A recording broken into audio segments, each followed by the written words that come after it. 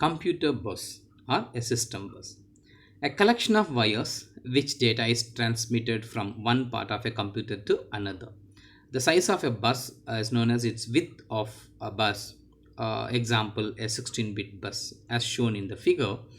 A bus is nothing but a medium which is used to transfer the data from one parts of a computer to another parts of the computer. Okay, so a data bus which is going to be shown as a 16-bit bus which has data to be transferred from the CPU to a RAM. How it's going to be? So this is called as a bus.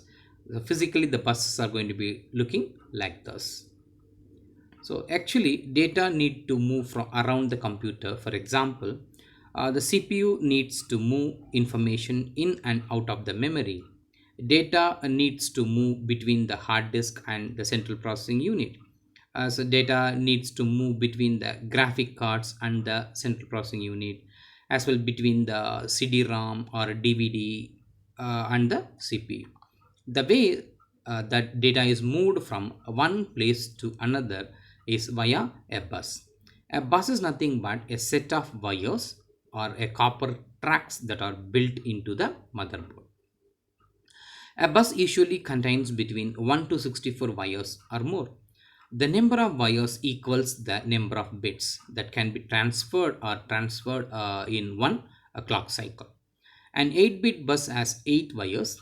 It can transfer 8 bits in one go with 1 bit of each wire. A 16-bit bus can transfer 16 bits in one cycle, 1 bit per wire. Current PCs have 32-bit buses, and the newer generation is has 64-bit wide. Coming to the bus structure, the simplest and most common way of interconnecting various parts of the computer. To achieve a reasonable speed of operation, a computer must be organized so that all its units can handle one full word of data at a given time. A group of lines that serves a connecting ports for several devices is called as bus.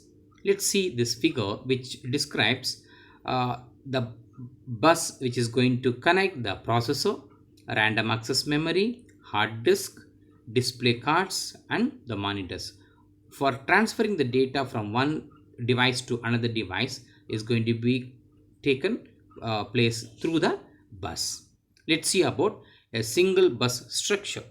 In addition to this lines that carries the data, the bus must have lines for address and control purpose. The simplest way to interconnect is to use the single bus as shown in the figure. Since the bus can be used for only one transfer at a time, only two units can actively use the bus at any given time. Bus control lines are used to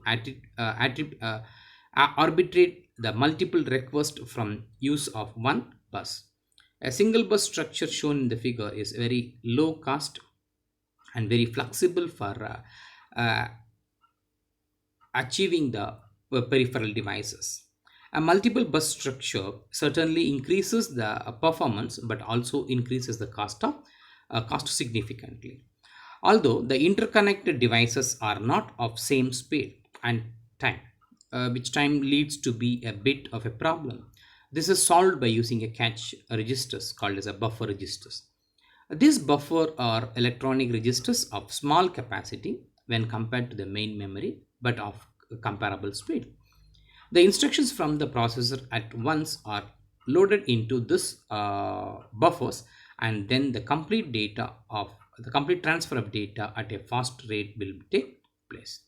Let's see about the types of computer buses.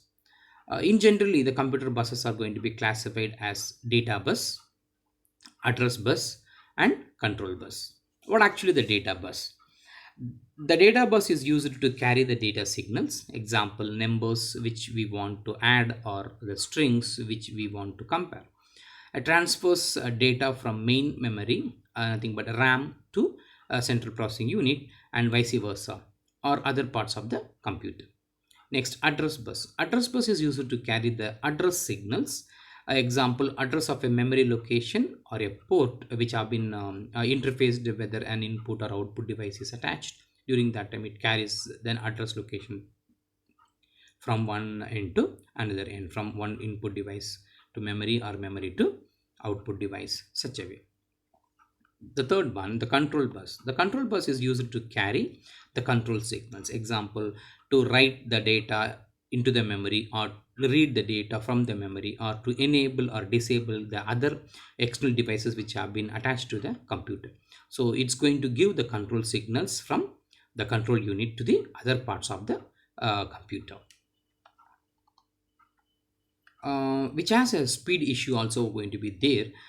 In this, the different devices have different transfer or operate speed. If the speed of the bus is bounded by the slowest device connected to it, this the efficiency will be very low.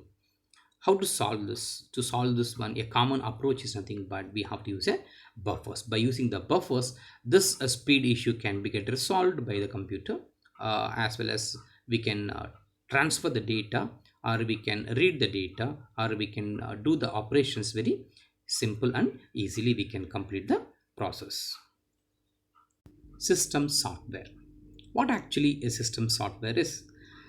System software is nothing but if a user wants to enter or run an application program, he or she needs a system software. System software is nothing but a collection of programs that are executed as needed to perform functions such as receiving a data, a user command, interpreting a user command, entering an application program, or editing an application program, storing the files in the secondary storage devices, running a standard application programs such as a word processors, spreadsheets, games, etc. Operating system. Operating system is the key system software component which helps the user to exploit the below underlying hardware with the program. Let's discuss about a user program and an OS routine interaction. Let's assume a computer with one processor, one disk, one printer, and the application program is in mission code on the disk. The various tasks are performed in a coordinated fashion, which is going to be called as multitasking. Okay, different tasks are going to be get performed at the same in a coordinated fashion. A sequence of process is going to be called as multitasking. Let's assume a T0 to T5 are the instance of time, and the interaction during the various instance will discuss. Uh, time at time T0, the operating system loads the program from the disk to the memory. At the time T1, the program starts executing up to the time T2. At the time of T2, the program access the disk for taking some data from that, and at the instant T3, program is executes some more. At the instant T4, the program access the printer. The printing operation is going to be continues from the time T4 until the time T5, and at the time T5 or the instant T5, the program terminates its operation. This simplifies, or this explains, this diagram explains how the user program is going to be associated with the OS routine, how sharing the processor for the process of taking printing the data from input to output device. The next topic, performance. The most important measure of the performance of a computer is how quickly it can execute the program. The speed with which a computer executes program is affected by the design of its hardware. For the best performance, it is necessary to design the compiles, the machine instruction set, and the hardware in a coordinated way. The total time required to execute the program is elapsed time is a measure of the performance of the entire computer system. It is affected by the speed of the processor, the disk, and the printer. The time need to execute instruction is called the processor time. The figure shows a processor cache over here, which associates a main memory, which interconnects through a bus to the cache memory, nothing but the processor.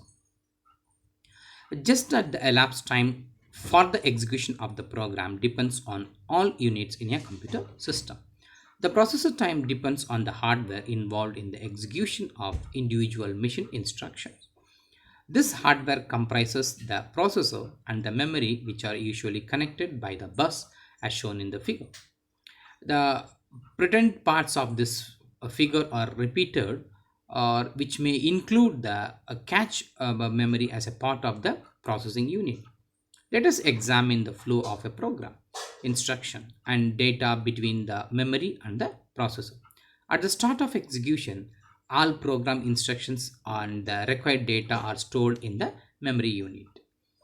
As the execution proceeds, instructions are fetched one by one over the bus into the processor, and a copy is placed in the cache later.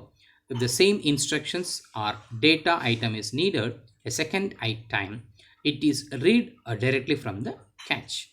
So the cache memory holds the data and serves for the internal purpose. Without the delay, it's going to be get serving to the processor. The processor and relatively have a small cache memory can be fabricated on a single IC chip. The internal speed of performance, the basic steps of instruction processing on chip is very high and is considerably faster than the speed at which the instructions and data can be fetched from the main memory. A program will be executed faster if the movement of instruction and data between the main memory and the processor is minimized, which is achieved by using the cache memory. For example, suppose a number of instructions are executed repeatedly over a short period of time, as happens in a program loop. If these instructions are available in the cache, then can be fetched quickly during the period of repeated use.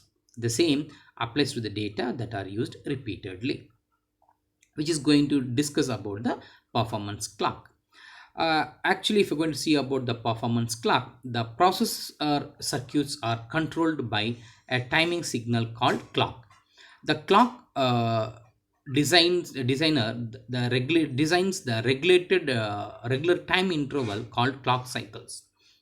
To execute a machine instruction, the processor divides the action to be performed into a sequence of basic steps that each steps can be completed in one clock cycle. The length can be taken as a p of one clock cycle is an important parameter that affects the processor performance. Therefore, the clock rate is defined as the inverse of the length of one clock cycle. R is equal to 1 over p. This is measured in cycles per second called as hertz. The processor used in today's personal computer and a workstation as a clock rate that range from a few hundred millions to over a billion cycles per second. Let's discuss a basic performance equation. We now focus our attention on the processor time components of the total elapsed time. Let T be the processor time required to execute a program that has been prepared in some high level language. The compiler generates a machine language object program that corresponds to the source program. Assume that a complete execution of the program requires the execution of n machine cycle language instructions. The number n is the actual number of instruction executed and is not necessarily equal to the number of machine cycle instruction in the object program. Some instructions may be executed more than once, which in case of for instructions inside a program loop other than may not be executed all, depend on the input data used. Suppose that an average number of basic steps needed to execute one machine cycle instruction is yes, where each basic step is completed in one clock cycle. If clock rate is r cycles per second, then the program execution time is given by t is equal to n into n into s divided by r. This is often referred to as the basic performance equation. We must emphasize that n, s, r are not independent parameters. Changing one may affect another. Introducing a new feature in this design of a processor will lead to improved performance only if the overall result is to reduce the value of t.